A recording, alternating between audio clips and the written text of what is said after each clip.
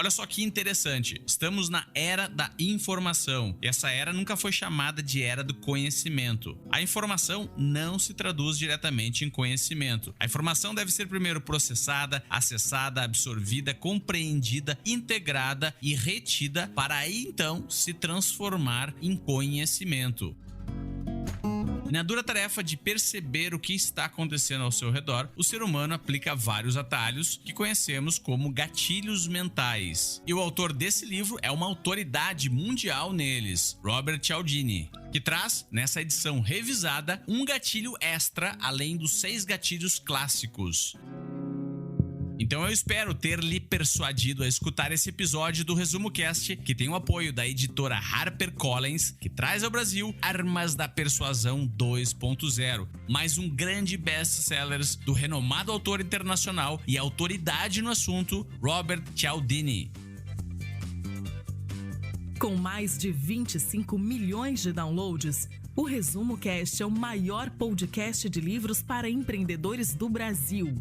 Prepare-se agora para abrir a sua mente. Nessa tribo, o retorno sobre o investimento do seu tempo é sempre garantido. Fique agora com os hosts Gustavo Carriconde e eu, Renata Libérica. O livro As Armas da Persuasão 2.0 foi publicado em 2021. O autor é Robert Cialdini, considerado o pai da persuasão com mais de 30 anos de experiência no assunto.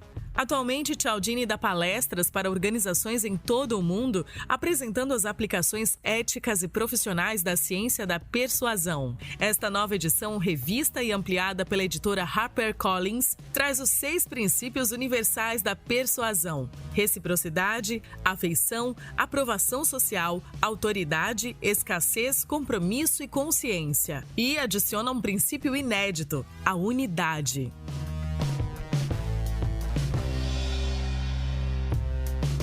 E já vamos iniciar esse episódio do Resumo Cast trazendo a ideia central do livro. Por necessidades relacionadas à nossa evolução como espécie, o ser humano tem a tendência de reagir a um pedaço de informação, e isso é o que chamamos de reação automática ou clique-rod. Já a tendência de reagir com base em uma análise meticulosa de toda a informação, ela é chamada de reação controlada. Quando determinado cenário afeta diretamente as nossas vidas, ou seja, a nossa pele está em jogo, skin in the game, a nossa tendência é reagir de forma controlada e meticulosa diante da análise de um cenário de tomada de decisão, como por exemplo, comprar algo, iniciar um curso, escolher uma carreira ou até mudar de país. E quando não for o caso, quando não estamos com a nossa skin in the game ou a nossa pele em jogo, a nossa tendência é reagir de forma automática, no estilo clique e rode. Só que alguns profissionais da persuasão, muito antiéticos, sabem disso e tentam utilizar os gatilhos para influenciar o nosso processo de tomada de decisão com informações falsas, como por exemplo, depoimentos falsos e até avaliações falsas de produtos nas plataformas online. E conhecer os 6 gatilhos tradicionais da persuasão, mais o 7º princípio bônus que traz esse livro, vai te ajudar a se defender dessas situações, ou se você trabalha com marketing e vendas e for um profissional da persuasão, utilizar esses gatilhos com ética. Os gatilhos são reciprocidade, afeição, provação social, autoridade, escassez, compromisso e coerência, e o gatilho bônus, unidade.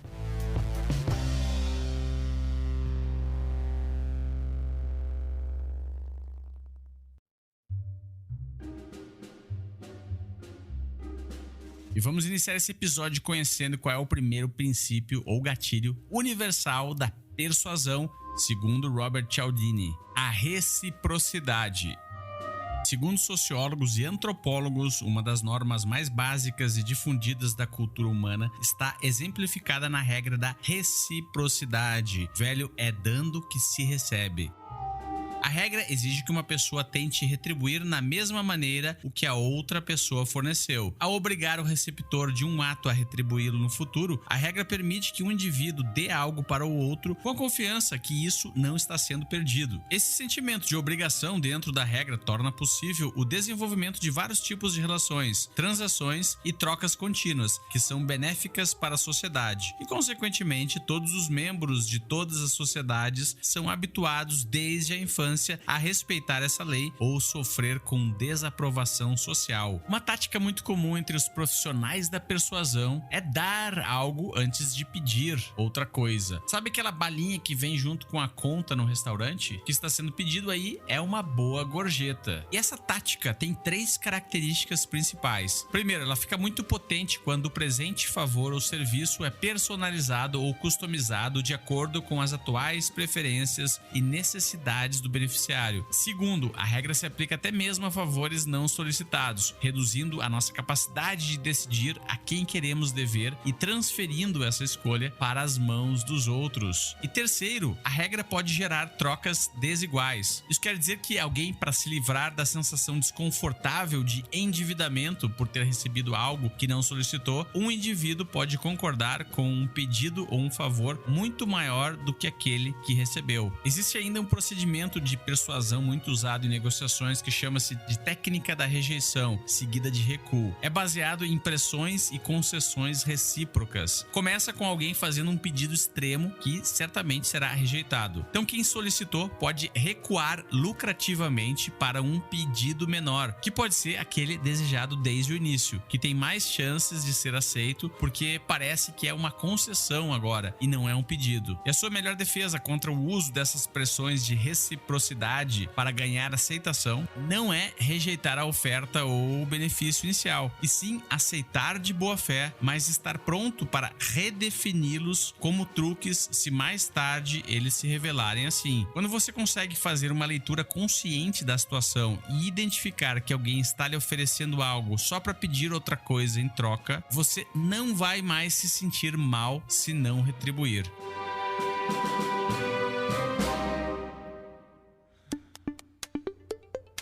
Segundo princípio, a afeição. As pessoas preferem dizer sim para indivíduos de quem gostam. Sabendo dessa regra, profissionais da persuasão normalmente aumentam sua eficácia, enfatizando vários fatores que influenciam nas chances de gostarmos deles. Uma dessas características é a atração física. Embora muito se desconfie que a beleza física forneça uma vantagem na interação social, pesquisas indicam que a vantagem pode ser maior do que o imaginado.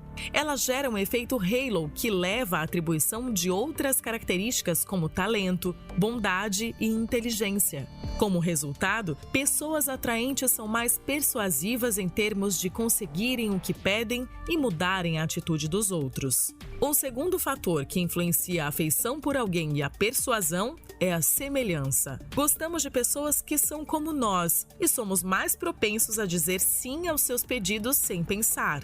Outro desses fatores são os elogios. Elogios, em geral, aumentam a afeição e, portanto, a persuasão. 2 tipos úteis de elogios verdadeiros são aqueles emitidos pelas costas do receptor e aqueles pensados para qualificar o receptor com uma reputação a qual ele deve corresponder, continuando a desempenhar o comportamento desejado. Um aumento da familiaridade por meio do contato repetido com uma pessoa ou coisa é mais um fator que normalmente facilita o gostar. Esse relacionamento se mostra verdadeiro, principalmente quando o contato ocorre sob circunstâncias positivas em vez de negativas. Uma circunstância positiva que funciona especialmente bem é a cooperação recíproca e bem-sucedida. Um quinto fator ligado ao gostar é a associação. Ao conectar a si mesmo ou seus produtos com coisas positivas, publicitários, políticos e vendedores buscam compartilhar a positividade por meio do processo de associação.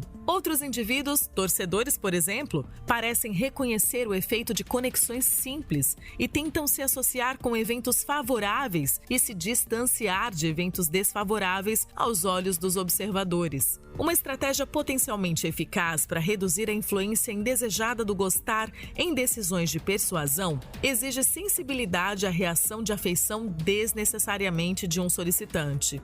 Ao reconhecermos que gostamos excessivamente de um solicitante, sobre certas circunstâncias, devemos recuar da interação, separar mentalmente o solicitante da sua oferta e tomar qualquer decisão com base apenas no mérito da oferta.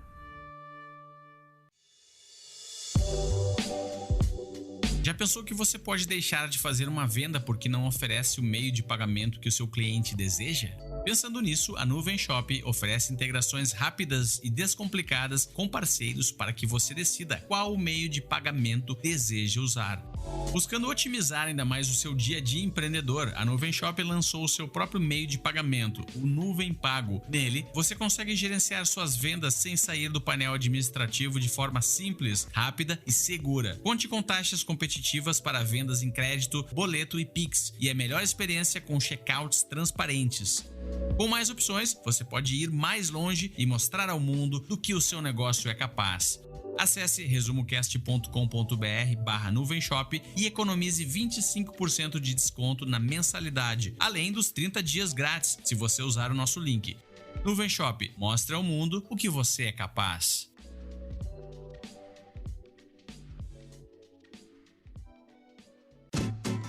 Terceiro princípio universal da persuasão, presente em todos os povos e culturas da Terra, é o princípio da aprovação social, que diz que para decidir no que acreditar ou como agir em uma situação, as pessoas tendem a observar o que os outros estão acreditando ou a forma como estão agindo. Esse efeito pode ser encontrado tanto entre crianças quanto adultos e em atividades tão diferentes quanto decisões de compras, doações para caridade e até decisão de voto em uma eleição. Se você buscar na loja da Amazon os livros mais vendidos e verificar que determinada obra está no topo, a sua tendência em consumir e comprar aquela obra é maior, pois você vai saber que a sua decisão de compra está alinhada com a maioria. Aprovação social exerce maior influência sobre 3 condições. A primeira é a incerteza. Quando as pessoas estão inseguras, quando a situação é ambígua, elas ficam mais propensas a seguir a ação dos outros e acreditar que essas ações estão corretas. A segunda condição envolve a força dos muitos. Quando vemos várias pessoas desempenhando uma ação, é mais fácil para decidirmos fazer o mesmo, porque essa ação vai parecer mais correta, mais viável e mais socialmente aceitável. A terceira condição que otimiza a aprovação social é a semelhança. Evidências da influência poderosa das ações de pessoas semelhantes podem ser vistas nas estatísticas de suicídios compiladas pelo sociólogo David Phillips. As estatísticas indicam que depois de notícias divulgadas de suicídios, outros indivíduos perturbados que são semelhantes à vítima da notícia com mais frequência decidem se matar. Agora olha só esse grande erro que muitos comunicadores cometem ao reprovar a frequência de determinado comportamento indesejado, como por exemplo, beber e dirigir, suicídio de adolescentes, etc. Esses comunicadores não percebem que quando divulgam que existe um número alto de pessoas fazendo isso, estão na verdade promovendo para os que são semelhantes a essas pessoas a ideia de que se fizerem isso, estarão alinhados com a maioria dos semelhantes. A recomendação para reduzir a nossa suscetibilidade às aprovações sociais equivocadas é desenvolver um senso crítico para identificar evidências falsas e entender que nem todas as ações de nossos semelhantes devem ser a única base para as nossas decisões. A gente sabe que a internet está infestada de falsos depoimentos. E o livro traz o case de uma startup que usa a inteligência artificial para identificar os falsos depoimentos nas plataformas, que só tem a função de iludir as pessoas e fazê-las tomar uma decisão que elas não queriam tomar. Então o que podemos esperar a partir de agora é que as plataformas digitais cada vez mais irão utilizar toda a sua tecnologia para identificar as pessoas que estão tentando fraudar os algoritmos como técnica de persuasão para compradores. Mas por que isso não é bom? Simplesmente porque a experiência do cliente vai ficar prejudicada. O cliente vai comprar algo que ele achava que era bom porque foi persuadido e quando for consumir, ele vai verificar que realmente o que levou foi um produto de segunda mão e muito baixa qualidade.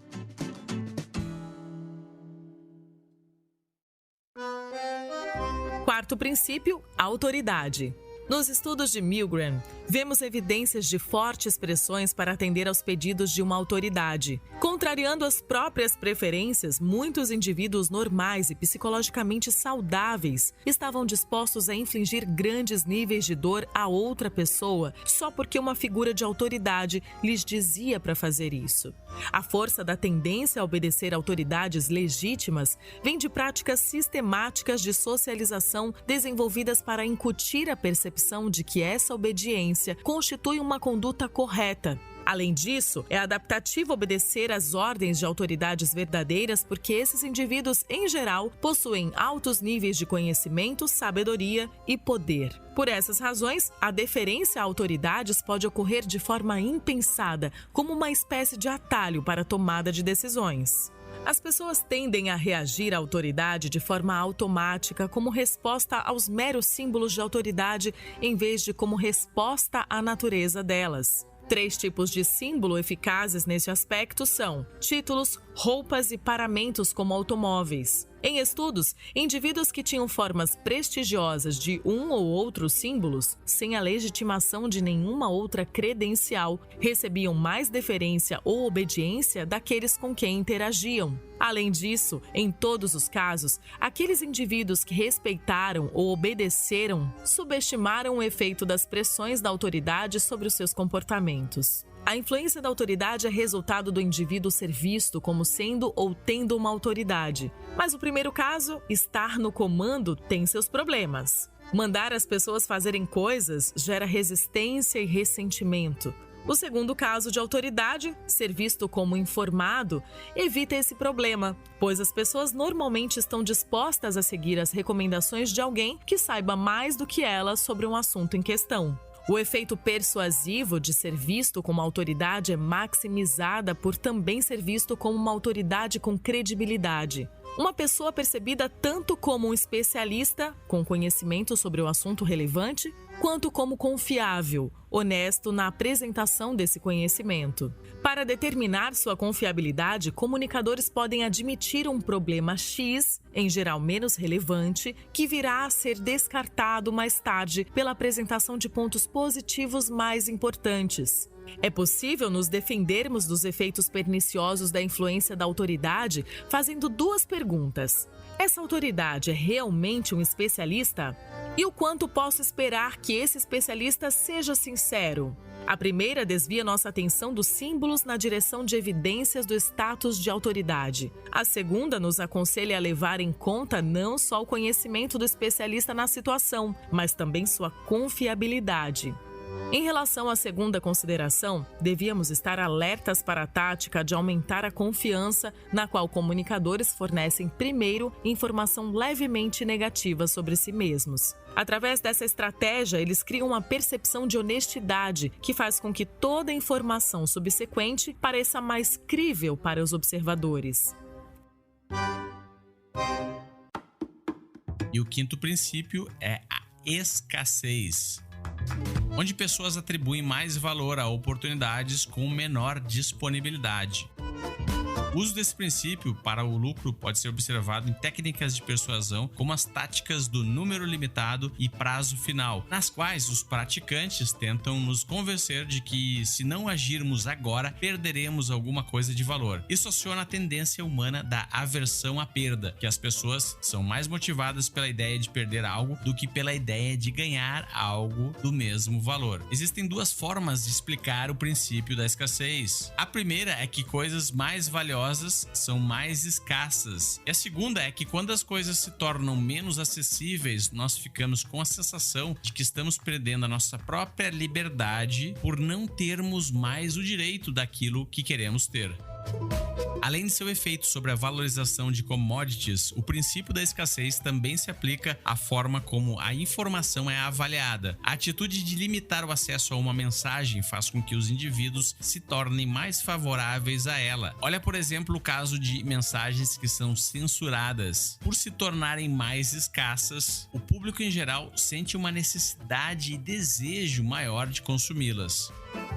O princípio de escassez tem mais chance de funcionar sob duas condições de otimização, segundo o autor. Primeiro, itens escassos têm o seu valor aumentado quando são escassos há pouco tempo, ou seja, valorizamos mais as coisas que se tornaram restritas recentemente e menos as coisas que sempre estiveram restritas. Segundo, somos mais atraídos por recursos escassos quando competimos com outras pessoas por eles, como por exemplo em um game. E olha só que interessante, o Robert Cialdini diz que é muito difícil nos prepararmos cognitivamente contra as pressões de escassez, porque elas têm justamente essa característica de despertar emoções que torna difícil um pensamento racional. Mas como defesa, você pode ficar alerta e vigilante quando estiver diante de situações que envolvem escassez. Uma vez que você subiu esse nível de alerta, você pode dar alguns passos para tentar acalmar a sua ansiedade e avaliar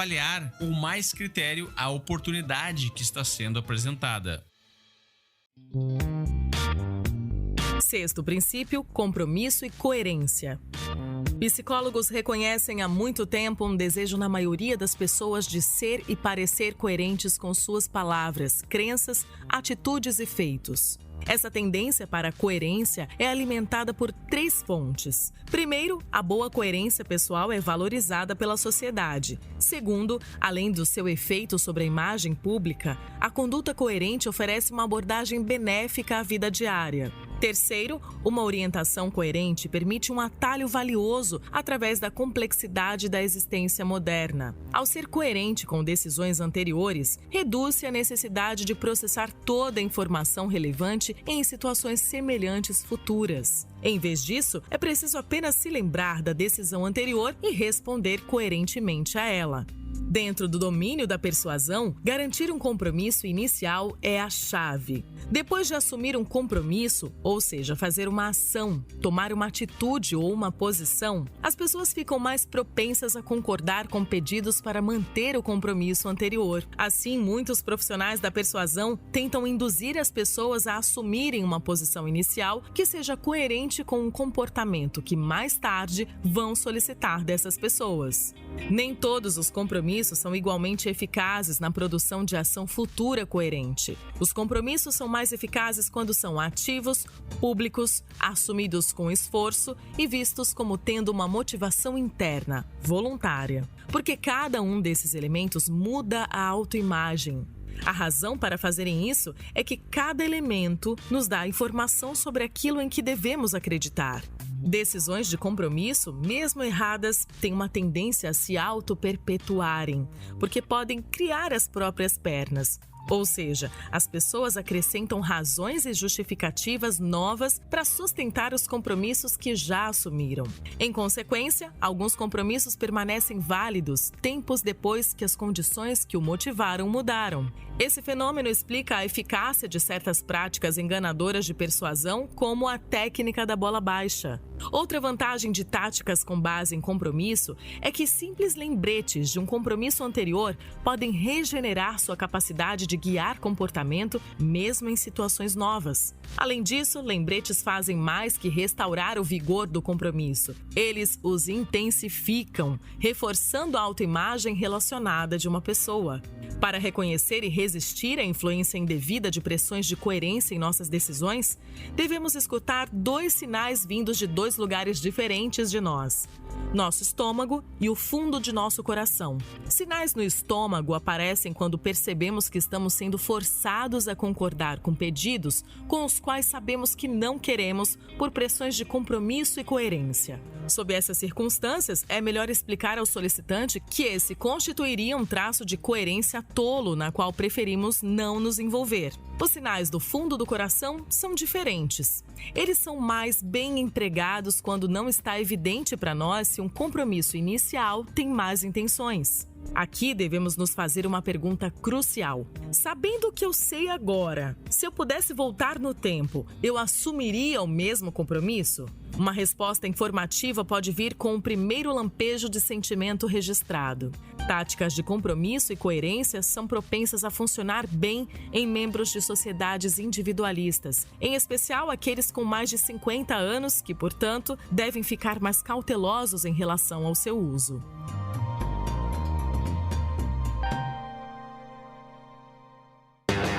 dica para motivar a sua equipe e atrair os melhores talentos do mercado? Com o cartão Ourocard Empresarial Elo, você tem acesso ao programa Ponto para sua empresa, que dá até 2,2 pontos por dólar gastos. Então, os gastos do seu negócio geram pontos que podem voltar em forma de vários benefícios, inclusive podem ser repassados para os próprios funcionários portadores de cartões da empresa e que possuem o Ourocard Elo pessoa física. Isso é ótimo para ações de incentivo ao seu time ou até reconhecimento.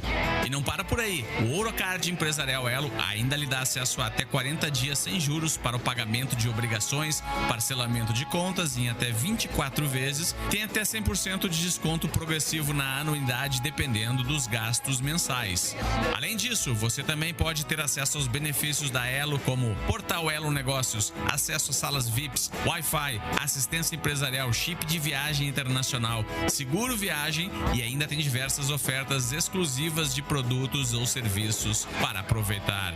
Depois disso tudo, eu tenho certeza que você vai concordar comigo. Ourocard Empresarial Elo, é mais negócio ter. Para saber mais, visite resumocast.com.br/Ourocard Empresarial Elo.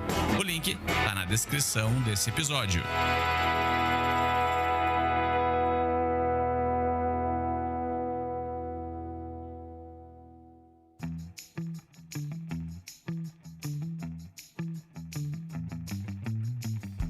As pessoas dizem sim para alguém que consideram uma delas. E esse é o 7º princípio e diferencial desse livro, o princípio da unidade. Unidades são categorias que as pessoas utilizam para definirem a si mesmas e aos seus grupos, como raça, etnia, nacionalidade e família, assim como filiações políticas e religiosas. Pesquisas com grupos de nós produziram 3 conclusões gerais. Membros desses grupos favorecem os resultados e o bem-estar de outros membros em relação a não membros. Membros de grupos de nós também usam as ações e preferências de outros membros para guiar as suas próprias, o que aumenta a solidariedade do grupo. Os grupos de nós estão presentes em políticas, negócios, esportes e relacionamentos pessoais. A percepção de pertencer com outros é um fator fundamental que leva o sentimento de nós. Essa percepção é gerada por associações de parentesco entre as pessoas da mesma família ou do mesmo grupo familiar e também por associações de local geográfico, que pode ser um bairro, uma cidade, um estado, um país ou um continente. Quando as pessoas agem em conjunto com outras, com um grupo, elas percebem um sentimento de união. Um show musical ou estar em um estádio lotado de futebol proporcionam um sentimento de unidade. Outros tipos de conexão envolvendo identidade nacional, inimigos em comum, experiência emocional conjunta e compartilhamento de perspectivas podem levar a sentimentos de unidade com membros de outros grupos. Infelizmente, eles são de curta duração. Entretanto, com um foco concentrado, a atenção repetida a essas conexões pode torná-las mais duradouras, aumentando a sua importância percebida. Uma ótima dica de livro que já resumimos aqui no Resumo Cast é o Tribos, do Seth Godin. Esse livro mostra como o sentimento de união consegue persuadir e entregar valor para as pessoas que participam de uma determinada tribo.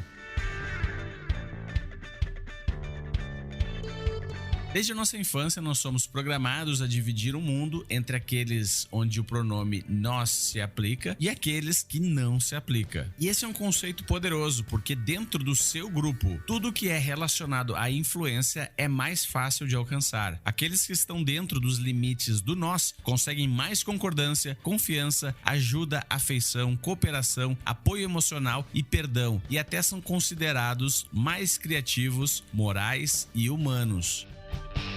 Então a influência social que está baseada na regra do nós, no princípio da unidade, ela é definida como as pessoas tendem a dizer sim a alguém que consideram uma delas. Pense agora em qualquer grupo social que você atua. Quais são as pessoas na sua vida que você consegue pensar a respeito e dizer: ah, aquela pessoa é uma de nós? E note essa sutil diferença. A experiência da unidade não diz respeito a simples semelhanças, e sim diz respeito a identidades compartilhadas e categorias tribais. Para quem é esse livro? Esse livro é para todas aquelas pessoas que volta e meia se deparam com produtos, coisas ou serviços que compraram por impulso e volta e meia se dão conta de que não precisavam. O livro também é para empreendedores e vai te ensinar como montar uma proposta de vendas ou até uma fórmula de lançamento. Mas cuidado, o autor reforça bastante que as plataformas digitais estão cada vez mais intensificando os seus esforços para identificar aquelas pessoas que tentam enganar o algoritmo, principalmente com avaliações falsificadas. Além de o público estar se tornando mais consciente sobre os gatilhos e princípios da persuasão, vai ficar cada vez mais difícil vender produtos ou serviços que não têm boa qualidade, porque simplesmente esses são produtos ou serviços que não entregam uma boa experiência para o cliente final. E isso não é bom, tanto para o cliente quanto para a plataforma. O que marcou ou mudou na sua forma de pensar ou agir? O que mais me marcou nesse livro é um relato do próprio autor, bem no comecinho do livro, onde ele conta que em 1984, quando publicou pela primeira vez a obra, ele achou que o livro seria desprezado pelo meio acadêmico porque ele estava escrevendo em um estilo mais popular. Esse receio do Robert Cialdini aconteceu porque, naquela época, e ainda muito hoje, os psicólogos, pesquisadores e acadêmicos não se sentem confortáveis em escrever para o público final. Ele concluiu que se a psicologia social fosse uma empresa, ela seria conhecida por grandes setores de pesquisa e desenvolvimento, mas nenhum departamento de entrega, onde a única entrega são artigos acadêmicos que ninguém irá ler e nem aproveitar. Felizmente, os medos de Robert Cialdini não se concretizaram e ele decidiu seguir em frente com um estilo popular de escrita. O livro Armas da Persuasão não recebeu desprezo com base no argumento da psicologia pop e se tornou o maior best-seller dos últimos anos sobre o assunto. Frase de outdoor. A frase desse livro que mais me marcou está relacionada ao princípio bônus, o 7º princípio da unidade do livro. E a frase é a seguinte: de forma automática e incessante, dividimos as pessoas entre aquelas às quais o pronome nós se aplica e aquelas às quais não se aplica. Desafio para o ouvinte. E agora vamos a um dos momentos mais esperados do episódio do Resumo Cast, o desafio prático para você que nos acompanhou até aqui, aplicar na sua vida, na prática, tudo que aprendeu. Mas antes tenho que agradecer aos nossos Tribers conselheiros que resolveram deixar o seu legado aqui nesse episódio e nos apoiar na nossa campanha de financiamento coletivo. Para saber mais, visite resumocast.com.br/apoia-se. Agora vai, um grande abraço para a Rebeca Giovana de Araújo Simões, Cláudia Inaba, Igor Conrado, André Moreira Martins Arruda, Guilherme Beco, Tiago de Santana Santos, Jonatas Serra da Silva, Nilson Batista Filho, Jaime Oide, Valéria Menegaso, Marcílio Guedes Drummond, Francisco Felinto da Silva Júnior, Regiane Salateu, Simone Pous, Túlio Severo Júnior, Fernando Oliveira, Francisco Debierne, Fábio Luiz Bonato, Ronaldo Miguel, Luiz Alberjante, Henrique Sanábio Vilela, Alcina Salles Giroto, Pedro Muschitz, Gustavo José de Luna Campos e Alexandre Nepomuceno de Almeida. Vamos agora ao desafio prático de hoje. Embora haja milhares de táticas diferentes para conseguir o sim, a maioria se encaixa nas 7 categorias básicas que cobrimos nesse episódio. Cada uma dessas categorias é governada por um princípio psicológico fundamental que guia o comportamento humano e, ao fazer isso, dá à tática o seu poder.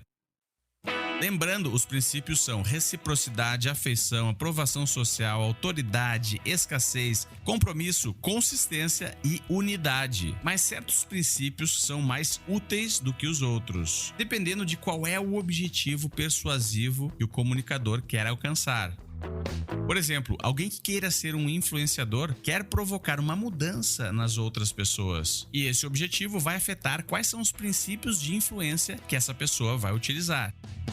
Nesse caso, quem quer influenciar alguém pode utilizar reciprocidade, afeição e unidade, que são princípios muito eficazes para essa situação. Em outras situações, talvez quando já exista um bom relacionamento com as pessoas, o objetivo pode ser reduzir a incerteza para que você consiga um sim de alguém que já conhece. Nesse caso, as pessoas querem garantias de que a decisão delas vai ser uma decisão sábia. Então, os princípios de aprovação social e autoridade são mais eficazes prudentes, porque evidências de que uma escolha é bem vista por pares ou especialista fazem com que as pessoas pareçam mais prudentes e se sintam melhor ao optar.